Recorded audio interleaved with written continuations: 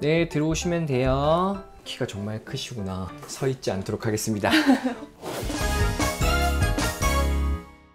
어떤 문제가 좀 있으세요? 제가 한 1년 전부터 좀 살이 한 번 확 빠진 적이 있었는데 키로가 갑자기 좀 빠르게 빠지면서 위경련이 가끔씩 오기 시작을 했어요. 엄청 심하게 오진 않는데 조금 갑자기 오니까 밖에서 그냥 약 급하게 사 먹고 그냥 3시간이 있어야 괜찮아지고 막 이 정도로. 아, 이제 그 약을 조금 먹으면요. 네, 한 번도 그랬던 적이 없어서 그 이유가 알고 싶습니다. 일단은 살이 6kg 정도 1년 전에 확 빠졌었고 네. 일부러 좀 감량을 하셨던 거예요? 아니면 다른 요인 때문에? 좀 한창 바쁜 시기여서 그랬는지 밥 양이 좀 많이 줄었었기도 했고. 일부러 그러면 이제 의도했던 건 네. 아니네요. 그때 그러면 몇 개월 만에 그렇게 빠진 거예요? 반년 정도. 6개월 동안? 네. 그러면 그렇게 또 급격하게 빠진 건 아니긴 한데 네. 서서 이렇게 좀 빠지긴 했네요. 인바디 같은 거 혹시 해보셨던 적도 있으시죠? 최근에 해봤는데 근육이 많이 없다고. 그죠. 근육량이 좀 많이 빠진 것 같아요. 그러니까 살이 빠지더라도 좋게 빠지는 것들이 있는데 지방은 조금 줄이고 근육량은 올리고 이게 좋은 방향인데 아마 잘 못 먹어서 이렇게 빠졌던 거라면은 분명히 몸에서는 근육을 분해해서 에너지를 뽑아냈을 거예요. 그래서 근육량이 많이 감소하고 오히려 이제 지방 자체는 조금 남아있는 그런 형태일 수 있긴 하거든요. 먹는 것도 좀 줄었다는 건 아마 그때 분명히 스트레스 요인이 아마 있었을 것 같아요. 그런 것 때문에 위경련 같은 것도 좀 잘 오고 그랬을 것 같긴 한데 위경련 증상은 어때요? 그냥 갑자기 배가 아프기 배가 시작을. 어디 가요? 여기가 상복부? 네,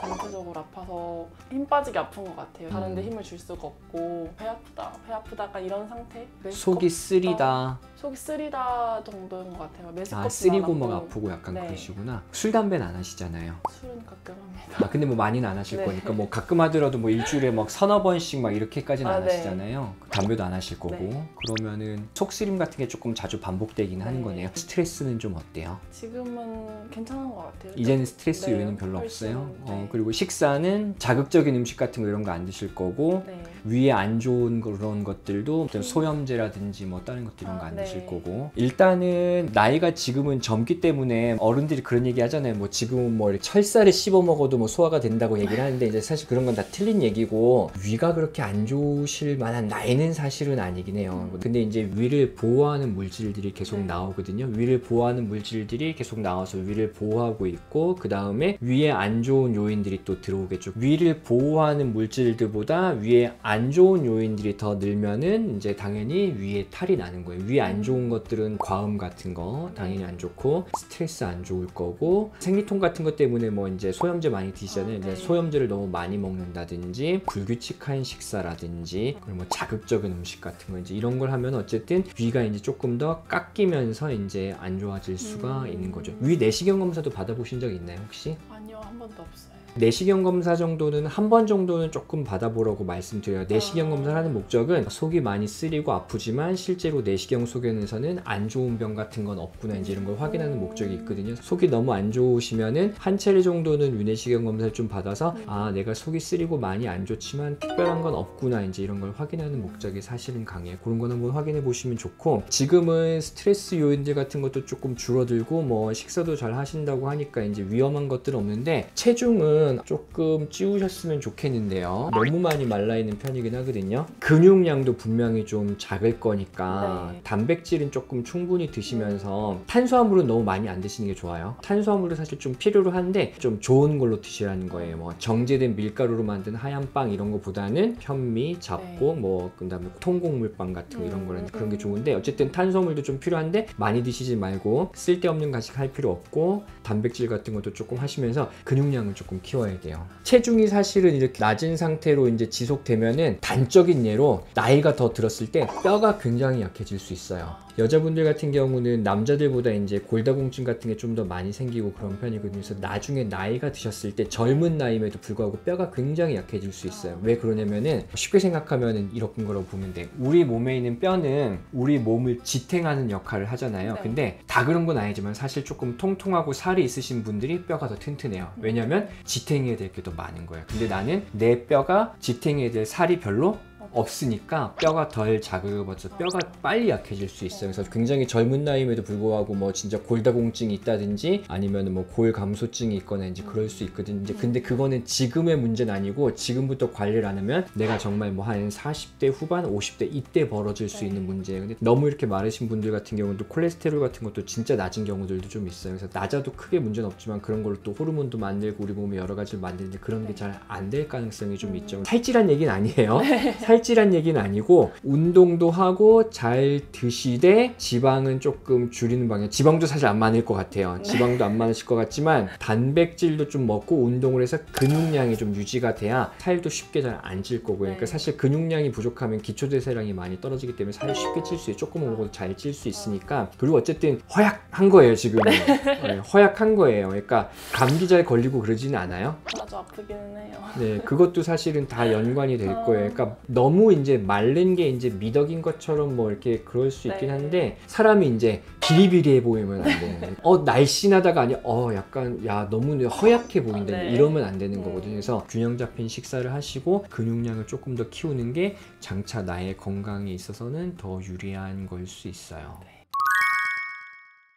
제가 가끔 이제 확 너무 메스꺼워지고 앞에가 까매져가지고 오케이. 앞이 하얘지면서 울렁울렁거리고 식은땀 줄줄줄줄줄. 그런 정도. 어떨 때 주로 그러세요? 얼마 전에는 운동을 이제 처음 오랜만에 너무 오랜만에 PT 하셨구나. PT 그때. 그랬더니 PT 하다 그런 거죠? 확 이제 조금 그래가지고 웨이트 많이 쳤죠 그때. 네. PT 받을 때 막 그랬던 거는 혈압 문제긴 한데 그 정확한 진단명은 미주신경성 실신이라고 불러요. 우리 몸에서 주로는 어떨 때 생기냐면 체열하거나 예방접종하거나 수액 맞을 때도 사실 잘 오고요. 극심하게 긴장해 있거나 아니면 너무 심하게 아프거나 너무 오래 서 있거나 이럴 때 주로 잘 생기는데 교감신경, 부교감신경이라고 있어요. 평소에는 균형을 잡고 있는데 긴장하거나 좀 안 좋을 때 교감신경 톤이 쫙 올라가는 거예요. 너무 많이 올라가니까 순간적으로 셧다운이 딱 되면서 부교감신경이 딱 뜨는 거거든요. 그러면 이때 혈압을 재보면 혈압이 뚝 떨어져 있어요. 뭐 한 60에 40 막 이렇게 떨어져 있거든요. 너무 혈압이 떨어지니까 어지럽고 막 그래서 도저히 앉아 있을 수가 없어요. 무조건 주저앉게 되거든요. 눕거나. 그래서 앞이 하얗게 되고 식은땀이 줄줄줄줄 나고 울렁울렁거리고 토할 것 같고 딱 이 증상이죠. 20-30분 정도 누워 있다 보면은 이제 혈압이 정상적으로 올라오면서 해결이 돼요. 너무 자주 나타나면 문제가 있는 경우도 있는데 정상적인 상황에서도 사실 생기니까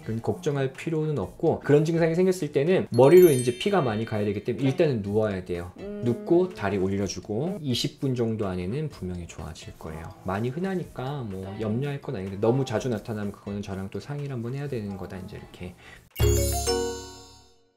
영양제 뭐 드시는 거 있어요? 영양제는 요즘 유산균은 꼭 챙겨 먹고 유산균 뭐 먹는 거 괜찮고 전 항상 비타민 D 꼭 먹으라고 강조를 하는 편인데 유산균 잘 먹어놓고 또 안 좋은 거 잔뜩 먹으면 유산균에 도움될 리는 없으니까 섬유소를 많이 먹어야지 유산균들이 그런 것도 먹고 살 수 있거든요. 근데 나는 야채 잘 안 먹으니까 비타민을 먹어야 돼. 종합 비타민 먹고 내가 건강해지겠지. 그 다음에 나는 생선류를 잘 안 먹고 오메가3가 좋다 하니까 오메가3 먹고 나는 건강해지고 이렇게 생각하면 안 돼요. 이왕 먹을 거면은 음식으로 먹는 게 사실 제일 좋아요. 음식도 먹고 뭐 필요하면 보충제도 먹는 거지. 근데 정작 중요한 건 하나도 안 하면서 영양제만 챙겨 먹는다? 이건 좋은 자세는 아니죠. 그러니까 진짜 중요한 거 내가 다 아는 거야. 좋은 거 먹고 잘 자고 잘 싸고 운동 계속 꾸준히 하고 이런 것들이 중요한 거지. 이런 거 하나도 안 하고 그냥 영양제만 챙겨 먹는 분들도 있거든요. 그러면서 건강해지길 바라는 거는 그건 또 굉장히 잘못된 거다. 이제 이렇게. 유산균은 먹는 시기가 뭐 정해져 있는 거예요? 그 유산균은 위산이 좀 덜 나오는 상황에서 먹는 게 조금 유리해요. 식후에 먹는 거는 조금 좋진 않아요. 근데 특수 처리된 거는 뭐 식후에 먹을 수도 있긴 하지만 유산균은 사실은 공복에 먹는 게 좋아요. 음식을 먹으면 위에 뭔가가 넘어오면은 위가 반응을 해서 위산을 막 뿜어내잖아요. 거의 뭐 산도가 2까지 내려가는데 캡슐로 쌓여 있긴 하지만 캡슐이 녹으면 이제 바로 나오는 거잖아요. 그럼 걔들이 위산을 만나면 다 가요. 다 가기 때문에 공복에 먹는 게 일단은 제일 좋아요. 어떤 분은 그 자기 전에 소량의 물량 먹으라는 분들도 있어요. 그래야지 어쨌든 자는 동안은 뭘 먹지 않으니까 위산이 분비될 일이 없으니까. 근데 또 뭐 물을 또 만땅 넣거나 다른 간식을 같이 먹으면 또 위산이 어쨌든 나올 거니까 효과를 좋게 하려면 위산이 조금 덜 나오게 해주는 게 좀 좋아요. 그래서 공복에 좀 먹는 게 조금 더 좋아요. 비타민 D는 공복에 먹으면 좀 작살나요. 작살 난다는 게 비타민 D는 이제 지용성 비타민이에요. 네. 지용성 비타민이 몸에서 흡수가 잘 되려면 담즙이 많이 나와야 돼요. 그래서 네. 담즙이 많이 나올 때는 식사를 많이 했을 때, 특히 기름진 식사를 했을 때인데, 예를 들면 5,000 IU짜리를 먹는데 공복에 먹는다 그러면 2,500 정도밖에 안 먹는 효과밖에 안 되거든요. 그래서 D는 식사하면서 같이, 아니면 식사 직후, 유산균은 위산이 조금 덜 나오는 상황을 만들어서 그 상황에서 먹는 게 바람직하다. 이렇게 식후에 먹는 건 좀 좋진 않은 방법이에요. 제가 알레르기성 비염이 있는 편이었는데 요즘에는 평소에도 그냥 계속 비염이 자주 올라오더라고요. 내가 느끼는 비염 증상은 뭐예요? 재채기를 한다거나 콧물이 좀 계속 나서 훌쩍거려요. 코도 막 간질간질한가요? 네, 재채기 할 때는 이제 그 정도인데 내가 이게 감기는 아닌 건데 네. 눈도 간지러워요? 알레르기로 올라오면 눈이 간지러운데 그냥 그 음. 평소에는 눈이 간지러운 것까지는 아니고 코가 좀 막힌다거나 콧물이 나온다거나 그러면 이제 콧물 나오고 재채기 나오고 심할 때는 눈도 간지럽다는 거죠. 이런 증상이 언제부터 나왔던 것 같아요? 알레르기는 이제 어렸을 때부터 있었어서 계속 비염은 계속 가지고 있었는데 1, 2년 전부터 점점 나 왜 지금 재채기 하지? 이런 생각이 드는 것 같아요. 병원에 오시면 나는 비염이 있어요 이런 얘기를 많이 하시는데, 이게 사실은 코의 염증인데 원인은 사실은 크게 이렇게 나눌 수 있어요. 비염이 있으면은 알레르기가 원인이냐, 알레르기성 비염이냐, 아니면 비알레르기 비염이냐, 이렇게 크게 나눌 수 있긴 하거든요. 근데 네. 대부분 대부분 사실 비염이 있어요 하면 아마 제 생각엔 알레르기 비염을 얘기하는 것 같은데, 혹시 1년 내내 그래요? 심해지는 계절이 있어요? 최근에 조금 그런 생각을 하기 시작한 거였어서 겨울에도 좀 거의 자주 그랬고 겨울에도요? 네. 내 코가 뭔가에 정말 예민해서 알레르기 비염이 있다면 사실 대부분은 원인은 꽃가루거나 먼지라든지 진먼지 찐득이 이런 경우가 제일 많거든요. 코 막힘이 좀 반복되는 경향이 좀 있어요. 네, 그리고 자려고 누워있을 때 누워있으면 코가 꼭 막히는 거 겨울에도 코 막힘이 조금 심해지고요. 네. 개인적인 생각으로는 아마 진먼지 찐득이 같은 거에 알러지가 조금 있을 가능성이 커요. 그래서 어렸을 때 아토피 있었어요? 네. 그럼 거의 100%네. 병원에서 진단됐던 거죠, 아토피. 네. 천식까지는 없었고. 천식 초등학교 때 잠깐 했다 좋아졌겠죠. 네. 그래서 지금은 그러면 이제 아토피도 성인형까지 지금은 괜찮고요. 네, 많이 나아졌어요. 이게 알러지 행진이라고 부르는데, 이제 음식물 알레르기로 시작해서 아토피 피부염 생기고 천식 생기고 비염으로 마무리예요. 근데 천식은 이제 좀 좋아지는 경향이 좀 있는데, 아마 알레르기 비염이 분명히 있을 거고요. 알러지 검사해 보면은 제 생각에는 진먼지 찐득이 알러지 나올 것 같아요. 그러면 알레르기성 비염이었던 사람이 비알레르기성 비염 생길 건 조금 혼재되어 있는 경우가 많아요. 알레르기 비염만 있는 경우도 있는데, 어쨌든 비알레르기 비염은 알레르기 소양이 아니란 얘긴데, 네. 그러면 이제 사실 감기도 콧물 막 나오잖아요. 네. 그것도 비알레르기 비염의 일종인데, 이제 우리가 흔히 얘기하는 이제 그냥 비알레르기 비염, 알레르기는 아니지만 왜 콧물이 나는지, 그런 사람들은 약간 온도 변화에 민감한 경우가 있어요. 그래서 나는 찬 공기에 노출되면 콧물이 나와, 이런 사람들도 네. 있고, 뜨거운 국물 먹을 때 계속 코 푸는 사람들 봤죠. 네. 네, 그런 사람들이 다 비알레르기 비염인 거예요. 이제 알레르기 비염이랑 비알레르기 비염이랑 따로 노는 게 아니라 이제 혼재되어 있는 거죠. 뭐 교집합 뭐 이런 개념 네. 있잖아요. 이렇게 동그라미 두 개 있으면 산수씨가 이렇게 배웠잖아요. 이렇게 네. 이렇게 같이 있는 사람들도 있고, 네. 이렇게 교집합이 있는 사람도 있고, 그런 것도 같이 있는 사람들도 많아요. 혼재 이렇게. 젊었을 때는 살을 찌우지 않는 게 중요해요. 젊었을 때 20, 30대 이렇게 뱃살 많이 나오고 살이 찌면은 40대, 50대 때 분명히 혈압이나 당뇨라든지 고지혈증 와요. 지금 여기는 살 좀 쪄야 되고 근육량 키워야 되고, 지금 잘 해놔야 나의 40, 50대가 좋아요. 지금은 사실은 이제 나이 빠르기 때문에 아무리 막 불규칙하게 생활해도 크게 문제가 나는 경우가 별로 없거든요. 근데 지금은 안 터져요. 나중에 40, 50대 빵 터지는 거예요. 지금 잘 안 해놓으면. 혈액 검사도 적어도 1년에 한 번 정도는 해서 고지혈증 없는지 꼭 평가를 해보는 게 좀 중요할 수는 있어요. 오늘은 일단 알러지 검사하고 가시면 좋을 것 같네요. 네. 알겠습니다. 혈액검사 결과 일단 다 나왔고요. 기본적인 혈액검사를 해서 특별한 문제가 있는지 확인했고, 그래서 0단계면은 크게 이제 알러지는 없다는 거고, 6단계는 굉장히 이제 강하게 나온다는 건데, 3단계로 아주 의미 있게 이제 진먼지 찐득이라든지 먼지 같은 것에 알러지를 좀 보이셨어요. 그래서 이런 경우는 분명히 이제 알레르기 비염은 반드시 있는 거고, 증상 자체는 콧물이 좀 반복된다든지, 그리고 약간은 코막힘이 반복될 가능성이 좀 있어요. 그래서 진먼지 찐득이는 사실은 박멸을 한다는 선택하는 거는 쉽진 않아요. 이불을 안 덮고 잘 수 있는 것도 아니고, 그 다음에 침구를 다 없앨 수 있는 것도 아니고, 커튼 같은데 이제 이런 데 주로 서식하는데, 되도록이면은 이제 패브릭 재질 그런 것들은 좀 치우는 게 좀 좋아요. 뭐 카페트가 깔려 있다면 굳이 카페트 안 깔아도 되는 거니 카페트는 좀 치우는 게 좋고요. 천재질 소파를 사용하신다면 굳이 또 천재질을 고집하실 필요는 없겠죠. 뭐 레자라든지 뭐 가죽 소파 같은 게 차라리 조금 더 나을 수 있고요. 커튼이 있다면은 커튼 대신에는 그 다음에 뭐 약간 블라인드를 쓴다든지 이런 것들이 있는데, 어쨌건 이제 진먼지 찐득이 알러지는 진먼지 찐득이의 그런 죽어있는 그 사체에 가루가 막 날리면서 알러지를 유발하기 때문에 자주 이제 환기를 시켜주시는 게 좋고, 그 다음에 습도가 너무 높으면 또 찐득이가 좀 잘 서식할 수 있으니까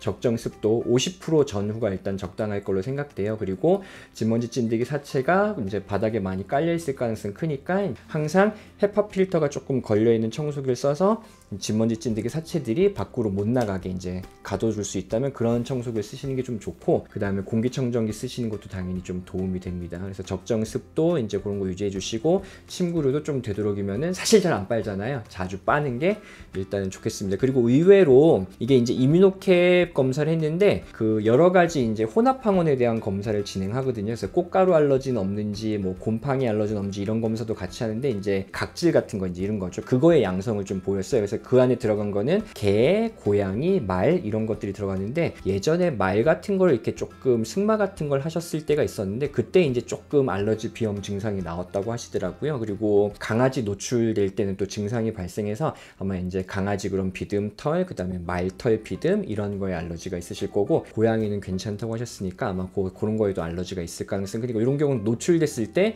코가 간지럽거나 재채기가 난다거나 이런 증상이 생길 가능성이 크죠. 그리고 그 외에는 뭐 당이라든지 고지혈증, 그 다음에 간 기능, 뭐 갑상선 기능 다 크게 문제 없으셨고요. 이분도 사실 비타민 D는 보충 안 하는 분이에요. 정말 보충 안 하고 햇빛도 전혀 안 보시는 분들은 비타민 D 레벨이 검사해 보면은 거의 한 6, 7 정도 나와요. 굉장히 낮은 건데, 그래도 좀 어느 순간 보충을 한다거나 약간 햇빛도 보고 그러면 한 15 정도 나오거든요. 그래서 이분은 한 16 정도 나와서 특별하게 보충은 안 하고 햇빛도 그렇게 많이 보는 편은 아닌 이제 그 정도가 될 거예요. 은근히 또 비타민 D를 복용하면은 이런 알레르기 비염이라든지 아토피 이런 알러지 질환 같은 게 조금 덜해지는 그런 경우들도 좀 있어요. 그래서 비타민 D 보충을 일단 당연히 하시는 게 좀 좋겠고, 비타민 D 보충은 전에도 말씀드렸듯이 이제 주사제보다는 경구로 먹는 걸로, 그리고 항상 공복에 먹으면 흡수가 조금 잘 안 되니까 식사 중이나 식사 직후에 보충하시는 게 일단 제일 좋겠습니다. 이제 이렇게 얘기할 수 있어요. 그래서 비타민 D 레벨이 조금 어느 정도 이제 찾아가면은 약간은 뭐 알러지 피부염 그리고 비염 증상도 조금은 덜해질 겁니다. 이제 이렇게 말씀드릴 수 있을 것 같아요.